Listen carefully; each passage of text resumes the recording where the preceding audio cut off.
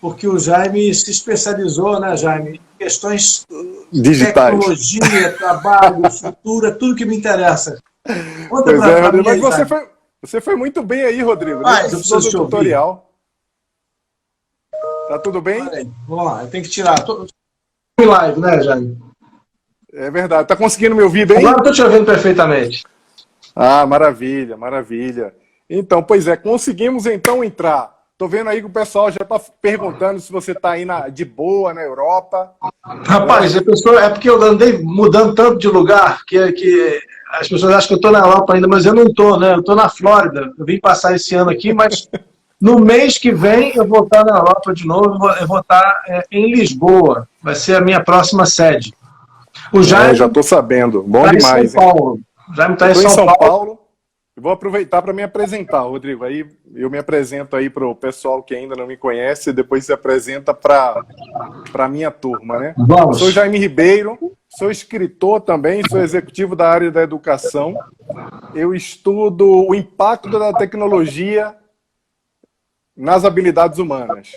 Ou seja, esse é o meu objeto de estudo, né? Tem um tempo já que eu estou fazendo esse tipo de correlação, porque apesar da gente falar que vive num mundo dominado pela tecnologia, na verdade a gente tem que trabalhar e potencializar as habilidades humanas, porque são Jaime, elas que é serão por os isso que eu queria muito protagonistas. te ouvir. É por isso que eu queria muito te ouvir pelo seguinte, porque, como você sabe, eu escrevi O Primeiro Imortal, que é um livro que Sim, fala da tecnologia entrando não só na vida da gente, esse aí. Esse olha aí. ele aqui, ó. Ó. Eu já até falei pro pessoal que tem um sorteio que vai ser amanhã na Boa Books. É, eu escrevi O Primeiro Imortal tratando muito sobre a tecnologia nas nossas vidas, mas do ponto de vista de como é que vai ser também quando a tecnologia entrar no nosso cérebro, quando a gente começar a ter tecnologia no corpo. Isso me assusta um pouco, Jaime. Eu sei que você também fala muito sobre isso, porque as pessoas se assustam com isso, né?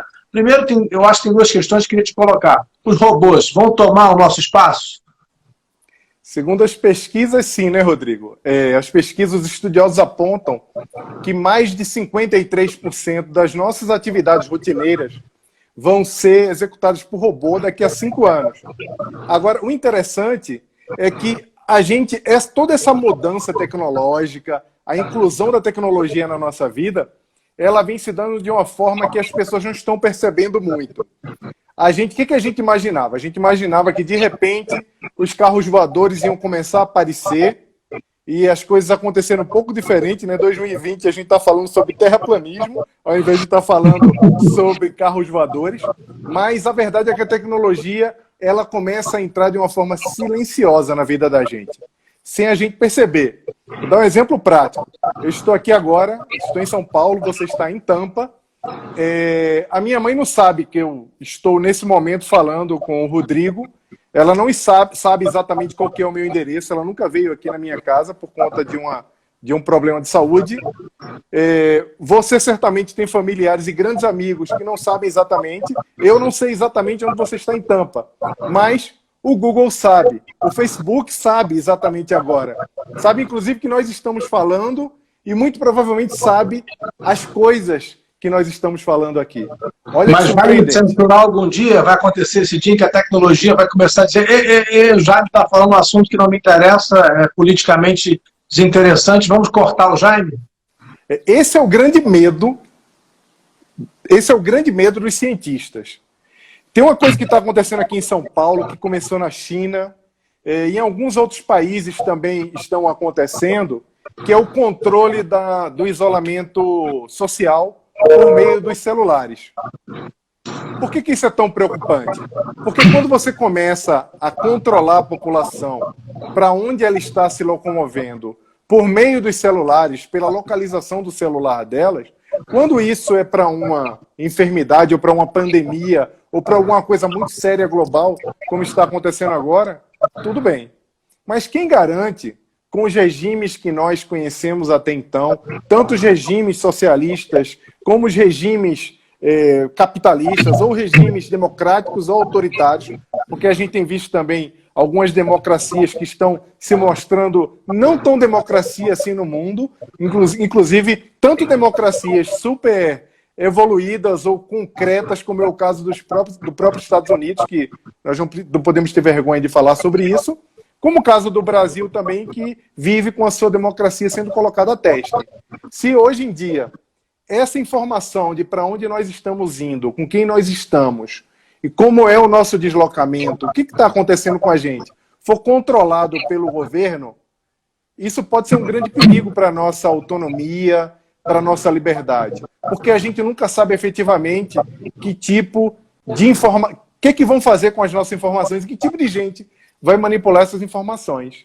A gente está vendo agora, Jaime, a tecnologia foi colocada a teste, né? A gente, de repente, se viu obrigado a ficar em casa e, de certa forma, dá para dizer que a tecnologia nos salvou um pouco, né? Porque, principalmente as escolas, as crianças que ficariam entediadas, conseguiram com muita dificuldade, mas vão conseguindo fazer pelo menos alguma coisa de educação estudando.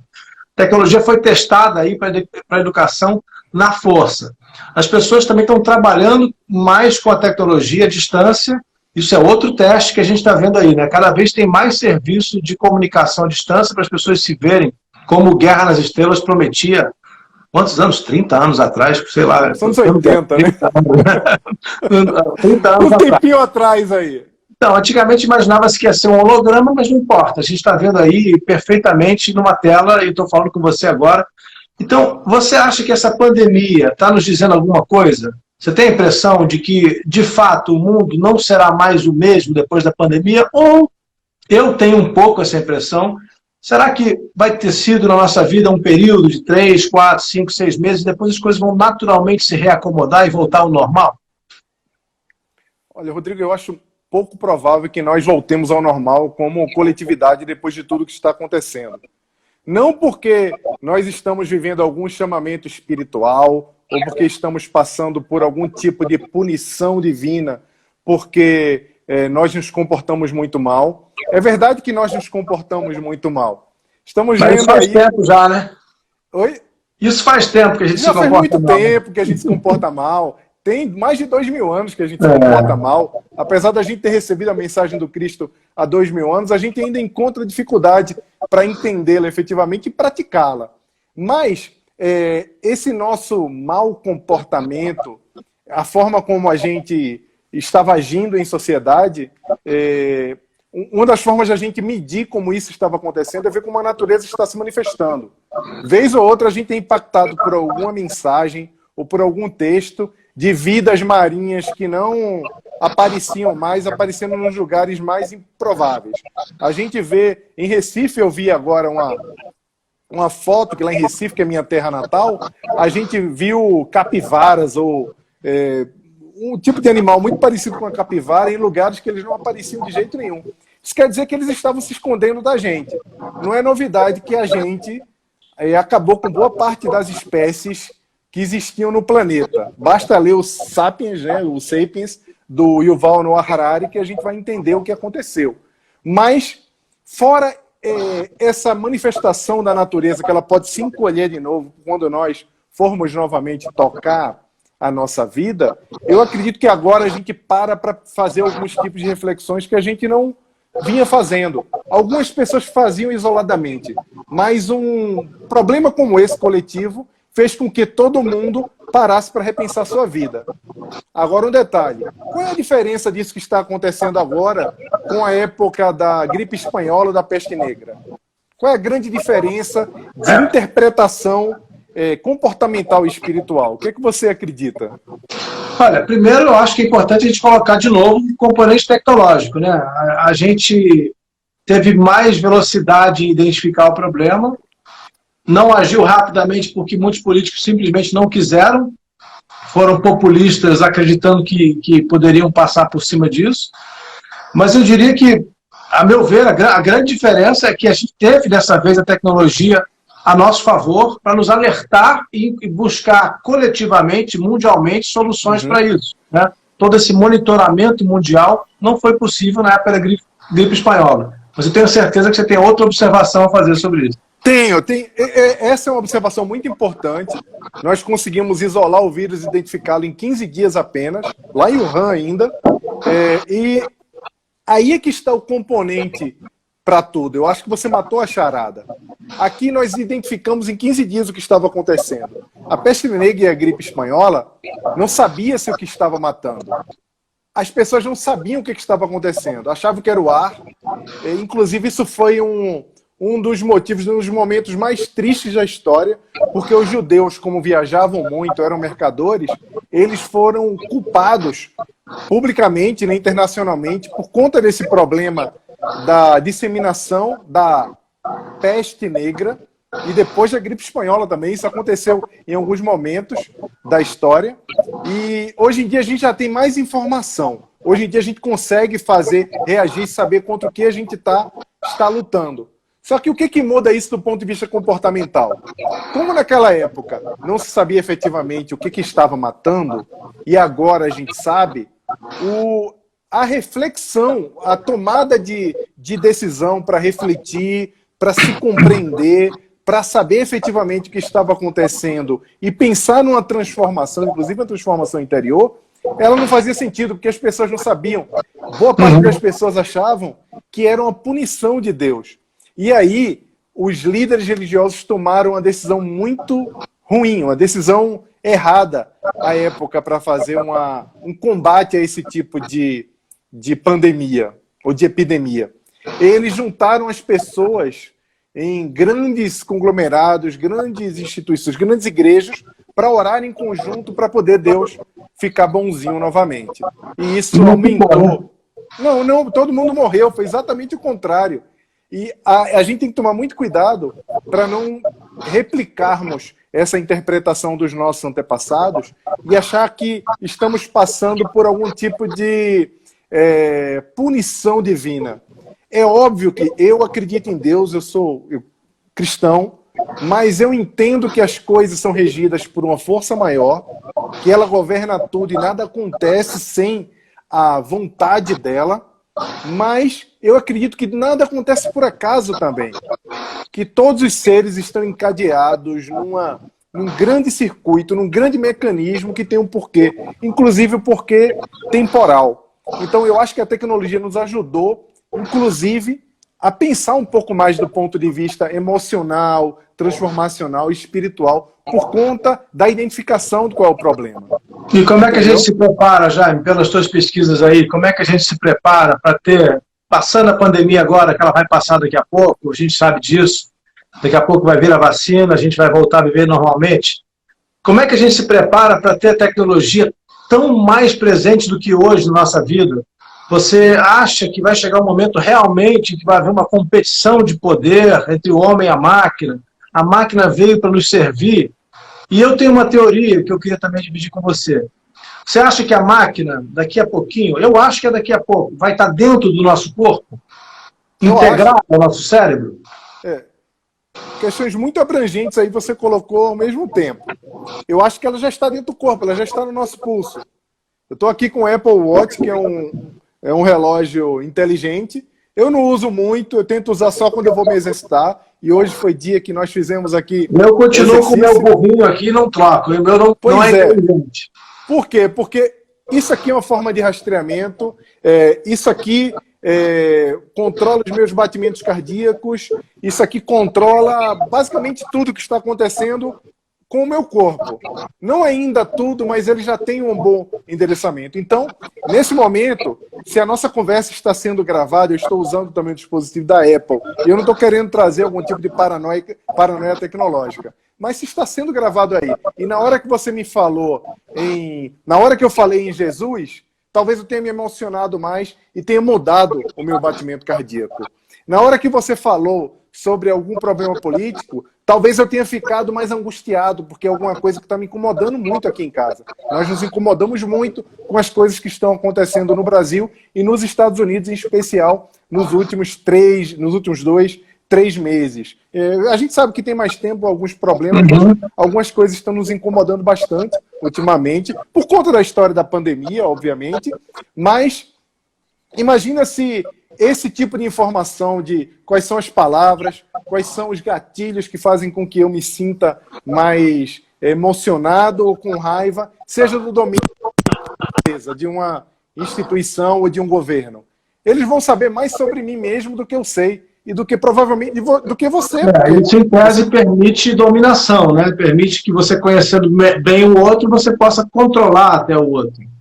Você é hackeado. A gente antigamente falava em hackear máquinas, hackear celular, a gente fica preocupado com vírus dentro dos nossos computadores, dos nossos celulares, mas estamos falando de alguma coisa que a gente está permitindo que fique nos controlando o tempo todo. O celular ele atua mais ou menos dessa forma também. Mas eu não sou contra a tecnologia. Eu sou completamente a favor da tecnologia e acho que a tecnologia ela vai trazer para a gente o que nós precisamos para nos tornar mais espiritualizados. Eu não conheço muita gente que fala sobre isso, mas em 2016 para 2017, quando eu comecei a pesquisar sobre quais eram as qualidades que iam ser preponderantes ou que iam ser especiais para que o homem desenvolvesse hoje, para que ele fosse bem sucedido no futuro dominado pela tecnologia, eu comecei a refletir bastante sobre as pesquisas que eu encontrei e não havia outra conclusão a não ser que as pessoas que desenvolveram as habilidades humanas serão as pessoas que dominarão esse futuro. E você pode dizer, você consegue sumarizar um pouco o que são essas habilidades? Quer dizer, qual é o ser humano que vai estar bem sucedido do ponto de vista emocional nesse novo cenário que está se desenhando, que já está desenhado, aí tem 5G chegando, até alguém comentou agora há pouco aí, fala da 5G, tem tudo mudando aí. Qual é a característica que a pessoa deve procurar ter ou que ela tendo vai ser beneficiada por ela? O título do meu livro é Empatia, porque as pessoas empáticas serão os líderes do futuro. Obviamente, a empatia, que é uma das habilidades preponderantes para o futuro, não é a única que será exigida e será de extrema qualificação para que um homem seja bem-sucedido no futuro.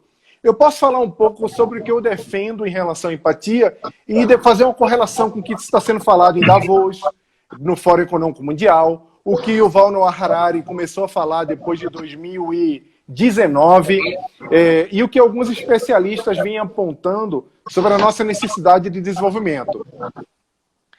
A minha proposta sobre a discussão tecnológica e as habilidades humanas é que e é bem catastrófica, tá, Rodrigo?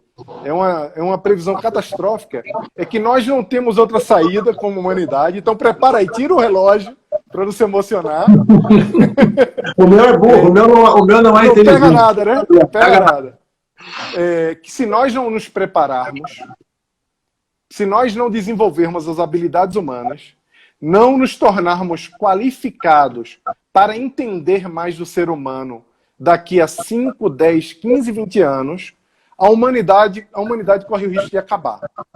Você está falando, Jaime, que a gente tem que voltar no tempo, na verdade. A gente tem que voltar a olhar para dentro da gente mesmo, é isso? A gente tem que meditar mais, tem que buscar a nossa espiritualidade ou tem que buscar o outro? A gente tem que buscar a nossa espiritualidade e o outro, porque a gente só vai realmente encontrar o outro quando a gente estiver cuidando da nossa espiritualidade. O que eu falo é que houve uma pesquisa na Universidade de Michigan que foi feita ao longo de 30 anos e foi publicada em 2010 e ainda é bem recente, porque como ela foi feita em 30 anos, então a gente projeta a tendência e acredita que as coisas ainda estão super atuais, é que os jovens de hoje são 58% mais narcisistas do que os jovens de 30 anos atrás. Mas isso aí não é surpresa para ninguém. Basta a gente olhar o celular, o povo na rua, nas mesas, os jovens de fato mais compenetrados em si mesmos. Então não precisava de Michigan para a gente chegar a essa conclusão, né? A gente é muito fácil. Mas quando essa mesma pesquisa apontou que 40%, que esses mesmos jovens, estavam 40% menos empáticos, então trouxe uma menos empático. Vamos lá, vamos esmiuçar o que significa o jovem estar menos empático. Menos empáticos, os jovens não conseguem, não perderam a capacidade, olhando tanto para si, de sentir o que o outro sente, de se conectar com o outro, de se colocar no lugar do outro e agir partindo dessa perspectiva. Como é que eles vão fazer isso, Jaime? Como é que eles vão fazer isso se eles passam o dia olhando no telefone, trancados, isolados? A gente vê cada vez mais jovens que vivem sozinhos com o seu telefone. Eles vão para uma reunião de família, ficam no canto, não querem se envolver com os outros, não querem nem ouvir a conversa dos adultos. Eu, quando criança, gostava de ouvir meu avô conversar com minha avó, com os tios, avós. O que vai acontecer, então? Essas pessoas que estão se isolando. Pelo que você está dizendo, nós estamos indo na contramão daquele lugar para onde nós deveríamos estar indo, que é Sim. ficar mais próximos do outro. Estamos. A resposta é que eles não vão. Se eles continuarem só com esse tipo de comportamento, eles não vão aprender, eles não vão se desenvolver, eles vão se desqualificar para entender mais de outro ser humano. Isso tem acontecido, de certa forma, quando a gente começa a olhar esses jovens já entrando no mercado de trabalho. Você vê que são pessoas que querem ser promovidas imediatamente, não têm a mínima noção de hierarquia, de hereditariedade, não respeitam os pais, não respeitam os avós, não querem nem saber dos avós, que deveriam se conectar com a proposta hereditária dos avós também para aprender muito, porque assim como você, eu escutava muito a minha avó, muito, e eu gostava de saber das histórias da mãe dela, da mãe do meu avô. Então eles se desconectaram efetivamente. Chegam no mercado de trabalho, não respeitam a instituição, não se conectam, o turnover é altíssimo, não conseguem identificar ninguém como líder, porque acreditam que o líder, que não precisa de liderança e não precisam de qualquer inspiração. Então esse é um problema. Só que o problema não é dos jovens. A gente, historicamente, a gente tem essa tendência de colocar os problemas da atualidade na transformação que vem acontecendo no jovem. Quando você olha os adultos, eles estão com o mesmo comportamento, porque a culpa não é do celular. A culpa não é do jovem. A culpa, voltamos no primeiro, é da tecnologia. As tecnologias são desenvolvidas com a mesma proposta de um jogo de azar. Então, quando você recebe uma notificação, quando você entra no seu Instagram, no seu Facebook, no seu YouTube, não importa a rede social, você é compelido, você sente impulsividade por usar mais, por querer mais, por ter mais informação. Ora você vê pouca curtida, ora você atualiza, vê muita curtida. Então o que é isso senão aquele jogo caça-níquel, que te dá uma moedinha e você fica ali esperançoso, depois te dá muitas moedas. Então essa quebra da tecnologia, e a compreensão dela, que é o pensamento crítico, é que vai fazer com que a gente una as duas coisas e consiga, assim, Pois é, você está tocando um ponto que para mim é fundamental. Se as pessoas estão deixando esse caça-níquel, né, que você chamou aí, né, que esse sistema viciante que é a tecnologia via celular, via rede social, se elas estão deixando se levar por isso, é porque tem um vazio muito grande dentro delas. Porque se você está bem preparado, você olha para a casa de jogos, para o caça-níquel e fala, não vou jogar. Eu tenho coisa melhor para fazer com o meu tempo do que passar o dia inteiro aqui tentando alguma coisa que a gente sabe que não vai dar em nada. O que está acontecendo, então? Nós nos tornamos mais vazios, ou sempre fomos vazios de maneira geral, e esse vazio está sendo preenchido muito facilmente por uma oferta muito fácil que a tecnologia traz. Pois é, esse é um outro assunto que a gente entra, Rodrigo, que aí eu não vou dar spoiler do seu livro. Já me falou spoiler, a tecnologia já deu um corte nele, porque não pode dar spoiler. Não vou falar a história do livro, que eu não sei até quanto você quer revelar, e eu não acabei ainda, eu estou lendo. E você pode falar se você está gostando ou não, porque o autor sempre quer saber. Você sabe quando a gente passa tempo, você escreve também, sabe disso. A gente está sempre pensando no leitor, né? Então, sim, cada vez que eu reviso, principalmente quando eu escrevo nem tanto, mas quando eu volto para revisar o livro, eu me coloco na posição do leitor e digo, o que é que o meu leitor vai entender desse momento? Ele vai gostar? Ele vai querer passar para o próximo momento? Então é muito bom para a gente, né, autores, ouvir o leitor. Então você não precisa dar spoiler, mas você pode dizer o que você está sentindo nesses primeiros 10, 11 capítulos que você deu aí. Tá, eu fui um pouquinho mais já estou no 16, 17. Eu li um pouco mais agora tarde. Vou falar e ao mesmo tempo eu vou projetar com que a tua resposta, tá? Eu estou adorando o livro. Foi um livro que eu escolhi, não é merchan, tá, pessoal? Eu não escolhi ler o livro por conta da live, é porque eu queria um livro que eu me divertisse, um livro que quebrasse um pouco que tirasse a minha cabeça um pouco do eixo, que fizesse pensar no futuro, que ao mesmo tempo fizesse pensar nos nossos ancestrais, nas coisas como acontecem no mundo. Então, como o livro fala de sociedade secreta, ele traz alguns desafios. Ele começou num período muito gostoso da humanidade que eu adoro, que é ali nos anos 80, na época da União Soviética ainda. Então, eu estava lendo também o Laurentino, né, o Escravidão. Ótima leitura. Então, eu estou lendo um livro muito pesado. E aí, O Primeiro Imortal é um livro é um livro muito bem escrito, um livro que prende a gente, que a gente quer continuar avançando na história. Não tem imediatismo, eu gostei muito disso, porque tem, logo no início você vai saber exatamente o que acontece, mas tem uma coisa que a gente anseia muito que aconteça com o protagonista, mas ela não acontece imediatamente ali, ela só vem acontecer nos dias atuais. Então, eu achava que aquilo ia acontecer muito rapidamente, então essa angústia da espera, que foi uma das coisas que eu usei também no meu livro infantil, Dora, eu acho legal para educar o eleitor também imediatista. A minha cabeça imediatista está ainda, poxa, não, mas espera aí, eu já quero ver isso acontecendo, e na verdade ainda não aconteceu. Então, como é um livro que ele passa por vários cenários da história e geográficas do mundo, e ao mesmo tempo eu já observo elementos éticos profundos que vão se desenrolar um pouco mais para frente, eu tenho gostado bastante. É um livro bem, bem bacana, gostoso de ler. Ainda veio com um brindezinho. Mas não tem ainda ganhei o brinde, eu vou dizer porque não tem um brinde no lugar. Mas no final, eu acho que é interessante isso, né? Vai chegar um momento que você não leu ainda, que vai entrar muito nesse campo em que você está cada vez mais se aprofundando, que é a tecnologia dentro da nossa vida, que é um dos questionamentos do livro. Uma coisa, Rodrigo, assim, que para usar essa história do livro, e aí se eu estiver falando alguma coisa do futuro do livro, eu acho pouco provável eu estar falando, mas é uma reflexão que eu tenho certeza que é importante a gente fazer quando a gente vai lendo esse tipo de história que tem uma profundidade muito grande. É o seguinte: se eu acordasse daqui a 30, 40 mil anos, se eu tivesse sido congelado, se o meu corpo entrasse em inércia agora e eu acordasse daqui a 30 mil, 40 mil anos, e a Terra ainda existisse, o mundo provavelmente não será como o que nós conhecemos. Daqui a 10 anos já não é mais como nós conhecemos, porque, só para você ter uma ideia, nos últimos 2 anos se produziu conhecimento maior do que em toda a história da humanidade. Nos últimos 2 anos. Então, daqui a 30 mil anos a configuração talvez seja uma configuração até primitiva de novo, eu não sei. Mas uma coisa que me fez pensar é que se eu fosse um homem que viveu numa sociedade muito antiga e eu estivesse agora vivendo essa sociedade, eu ia ter muito problema para entender a forma como nós vivemos.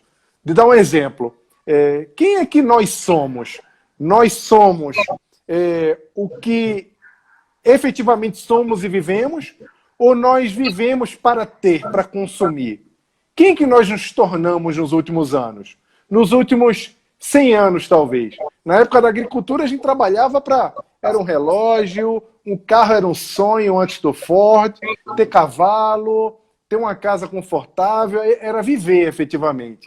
E agora, eu estava vendo uma postagem que eu fui impactado na minha rede social, e a pessoa dizia assim: saudade de colocar as minhas roupas que estão no closet.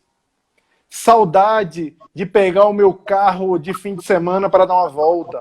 Saudade do tempo vazio, do tempo livre, você não acha que é isso? Eu me lembro de um livro importante do Domenico De Masi, né, O Ócio Criativo, a discussão de que é importante ter vazio na vida, a gente não pode preencher cada segundo com a tecnologia ou com qualquer coisa, a gente tem que ter tempo vazio, tem que ter tempo de reflexão. É isso que você está dizendo? Não, o que me chamou a atenção foi a gente estar com saudade de consumir, de ter, de colocar uma roupa. Poxa, eu tenho saudade de colocar minhas roupas que estão no closet.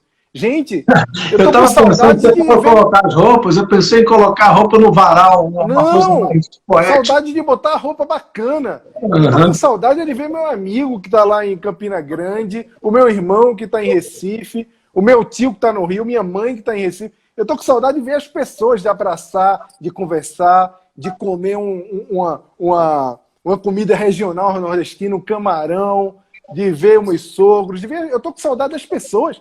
Eu não estou com saudade de colocar a roupa que está aqui. Eu vou jogar tudo fora se precisar. Quando eu digo fora, é dar um outro destino para ela, né? Claro. Jogar no lixo, porque aqui a gente faz bastante esse tipo de coisa, né? E por sinal, quando eu mudei, eu já fiz essa... A gente está há menos de um ano aqui nessa casa, eu já fiz isso. Eu peguei... Eu falei, vou viver com 30% do que eu tenho. E a gente fez esse exercício e conseguiu, guardou primeiro para ver se efetivamente ia acontecer, e aconteceu, a vida continua. O problema é que nós nos tornamos o que queremos ter e não o que queremos ser. E talvez um homem que vivia 30 anos atrás, ele não vai se adequar ao que a gente vive agora, que ele vai dizer, poxa, cadê minha mãe? Cadê a minha esposa? Ele vivia menos. Mas ele vivia o momento dele. Ele vivia o ser. Então agora nós podemos viver um pouco quem nós somos. Por quê? Porque a gente não consegue fazer plano futuro. Você consegue enxergar o que você vai estar fazendo em julho? Você sabe que você vai para Portugal. Por enquanto, porque talvez a tua fronteira aí bloqueie. Vira essa porra para lá. Olha o coração, o relógio. Entendeu? Então, a gente... essa reflexão, que é uma reflexão de se encaixar nos tempos, faz com que a gente pense que talvez nós nos tornamos piores do que nós deveríamos ser. Mas eu tenho uma visão um pouco otimista dessa pandemia, que é a seguinte: acho que as pessoas sim procuraram mais os amigos. Eu fui procurado por alguns amigos com quem eu não falava há muitos anos. Esse tempo livre, né? Essa falta de perspectiva de futuro fez muita gente, está fazendo muita gente pensar no hoje, pensar no agora, né? Que é um dos fundamentos, né?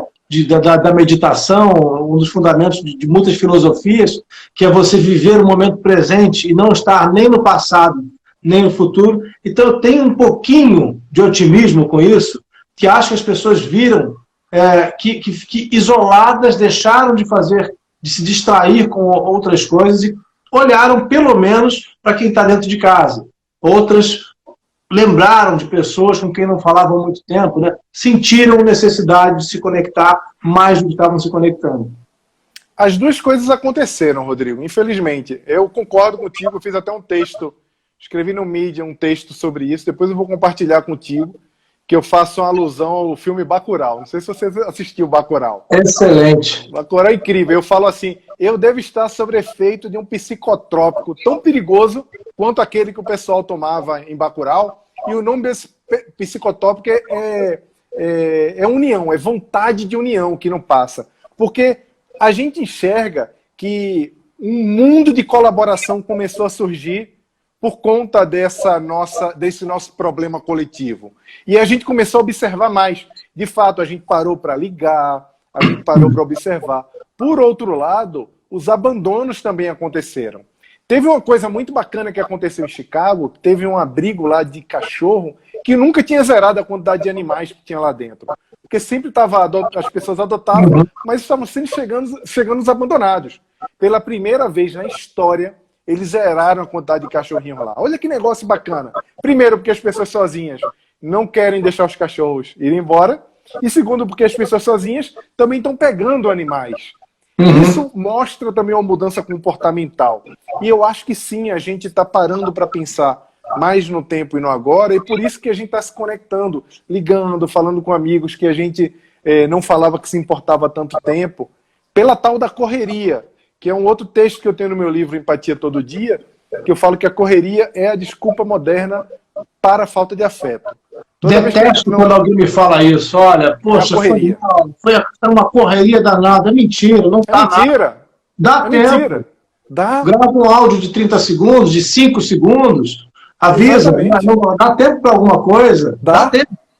Não tá essa correria. Dá tempo de amar. Dá tempo de olhar as pessoas. Dá tempo de pensar na espiritualidade, dá tempo de pensar na família. O ponto é que, do ponto de vista familiar, e eu acho que as pessoas já viram assim, centenas de lives falando sobre isso, quem tinha relacionamentos ruins dentro de casa, esses relacionamentos se agravaram mais ainda. Quem tinha bons relacionamentos, conseguiram construir essa rede de afeto de uma forma mais poderosa. Porque antes a gente estava na rua e a gente queria muito estar em casa para poder ter mais tempo para a família. A gente contava essa história para a gente. E agora, dentro de casa, as pessoas começam a se angustiar e querer ficar um pouco fora de casa, porque não aguentam mais ficar dentro de casa. Isso aí, inclusive, muda uma perspectiva que todos os especialistas em futuro falam que vai acontecer e que eu discordo. Todo mundo fala que quase tudo vai virar home office, que as pessoas não vão mais para os escritórios. Eu não acredito nisso, eu penso o contrário. Eu penso que as pessoas estão tanto tempo dentro de casa que elas, assim que acabar esse período, elas vão querer ir para os escritórios. Olha, honestamente, e até porque não funciona tão bem assim. Não é tão produtivo assim você ficar com alguém. Eu estou com um problema, vou te dizer isso. Eu tenho feito tantas conversas por telefone, por vídeo, reuniões, encontros, que eu estou começando a ficar com a cabeça quente. Eu não aguento, porque o nosso cérebro tem trabalho para fazer essa interpretação. Né? Não é tão simples assim eu me comunicar com alguém que está em outro fuso horário, em outro lugar, e ficar tanto tempo ali, ou mesmo que está perto, mas você ficar tanto tempo tão preso nisso. A minha vontade não é ir comprar roupas, como alguém te falou aí. A minha vontade é ir andar na rua, é ir conversar com as pessoas no meio da rua, parar as pessoas e falar com elas. Então eu também tenho essa expectativa que você tem, que a gente vá procurar mais o outro depois dessa pandemia. Óbvio que depois vai ter uma acomodação. As pessoas vão dizer, poxa, era tão bom estar em casa. É aquela música do Barão Vermelho, né? Não sei se você viu o clipe que ele tá lá, eu procuro o amor e fico olhando a lua. Quando ele chega lá, estava na terra. Ou seja, a gente está sempre insatisfeito. Isso é um sentimento muito bom, que faz com que a gente se mova, se movimente, evolua.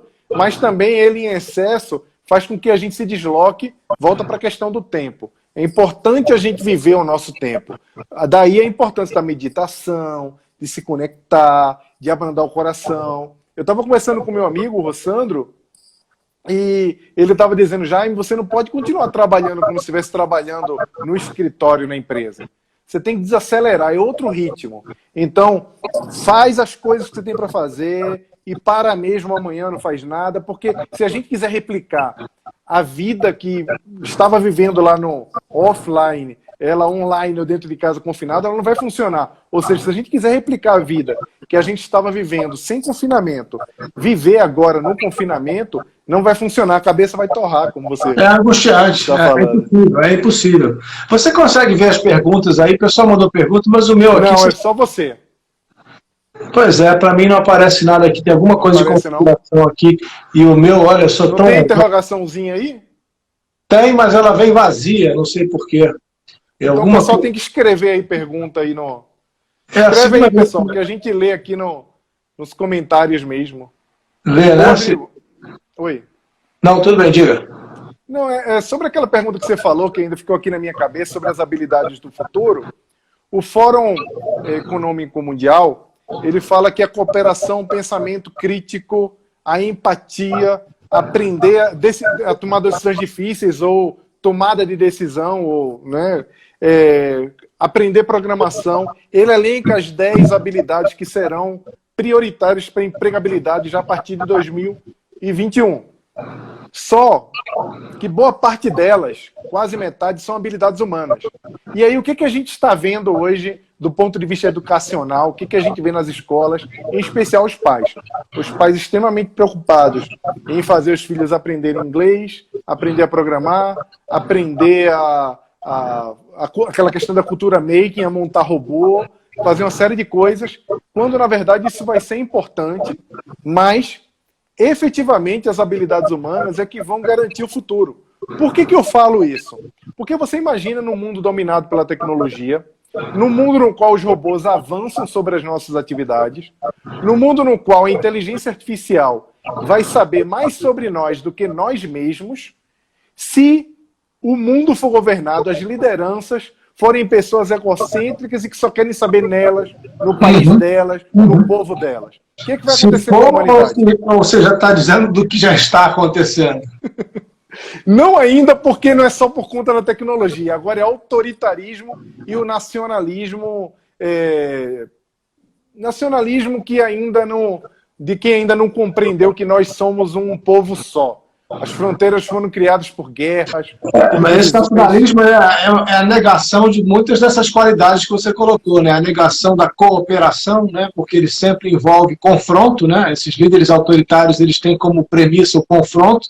Você está dizendo sobre cooperação como uma das premissas para o futuro. A empatia, né? Porque esse nacionalismo pressupõe que sempre há um inimigo, e eu não me coloco no lugar do inimigo, eu combato esse inimigo o tempo todo. Então, o que a gente está vendo é o contrário, né? É uma parte, pelo menos, da humanidade indo na direção contrária daquilo que seria recomendável para um futuro melhor para essas próprias pessoas. Infelizmente, a forma como esse tipo de ideias ou esse tipo de construções mentais acontece é muito semelhante com o que a tecnologia faz conosco também. Hoje em dia, o ódio, a refutação, a raiva, o apontar o outro como inimigo, ele dá um engajamento digital muito bom. E isso, o Facebook no ano passado, no ano retrasado, ele ficou em maus lençóis, lá diante do Senado e da Câmara nos Estados Unidos, por conta de manipulação de dados, esse tipo de coisa, e de não ajudar a não disseminar as fake news. E nós estamos vivendo aqui um problema muito sério no Brasil de fake news já há mais de 3 anos, né? De um lado e de outro. Só que um dos lados, de fato, tem se destacado mais, porque hoje em dia não tem 2 lados no poder. Então, é a primeira vez que a gente vê o poder usar também desse tipo de coisa, né? Geralmente esse tipo de coisa era feito por quem não estava no poder. E agora a novidade no mundo é que o próprio poder produz fake news e quem está fora do poder tentando derrubá-lo também produz fake news. Isso é muito triste para a gente. Você acha que a pandemia, por ter mexido com tudo isso, vai fazer as pessoas refletirem de outra forma na hora de votar? Você acha que as pessoas vão começar a procurar líderes menos aptos ao confronto, mais empáticos? Você acha que essa pandemia pode ter esse efeito? Eu não acho que a busca vai ser essa. Eu acho que as pessoas vão ficar mais atentas a discursos de ódio, mas só quando o mal chegar ao extremo. Eu acho que esse tipo de problema nosso ainda não chegou ao extremo. A gente viu o que aconteceu aí nos Estados Unidos. Infelizmente, a gente acompanhou passo a passo e foi terrível o que aconteceu aí com a negação do problema. E agora aí vocês estão enfrentando o maior problema global da pandemia. Aqui no Brasil também a gente entrou num viés negacionista. E infelizmente, por conta de fake news, por conta de confusão científica, é um vírus novo, não tinha como a gente saber muito. A gente também está sofrendo, né? O Brasil dia a dia aí tem sofrido, e aqui é muito pior, porque a população pobre está sofrendo muito, que ela precisa do sustento, não dizendo que aí não tem problema, porque as pessoas acham que aí não tem, né? As pessoas acham que os Estados Unidos não tem pobre, pelo contrário, os latinos. Não, e aqui é muito também assim, a pessoa trabalha hoje para comer de noite. Aqui não tem reserva financeira, não. É muito baseado no seu trabalho do dia. Eu morei 2 vezes nos Estados Unidos. Das 2 vezes, uma das coisas que mais me surpreenderam foram as pessoas que vinham comigo dizer que não tem nenhuma reserva de dinheiro. Não tem dinheiro, não tem. Não, mas espera aí, não tem dinheiro no banco? Não. Não tenho nada. Tem e aí poupança, eu tem uma poupança, não tem nada disso. E aí, esse é um grande problema, porque além disso, eles ainda não têm um sistema de saúde, né? Eu acho que não vai ter uma busca por um líder mais empático, mas vão se exigir respostas mais verdadeiras e compromissos assinados, compromissos mais efetivos. Mas você não acha que vai haver uma cobrança dos líderes que, por exemplo, negaram que isso fosse um problema grave, para ocultar isso? Isso vai impactar. Isso vai fazer com que, inclusive, alguns políticos não sejam reeleitos. Vai mudar o panorama. Mas isso também, de uma forma ou de outra, vai ser bom.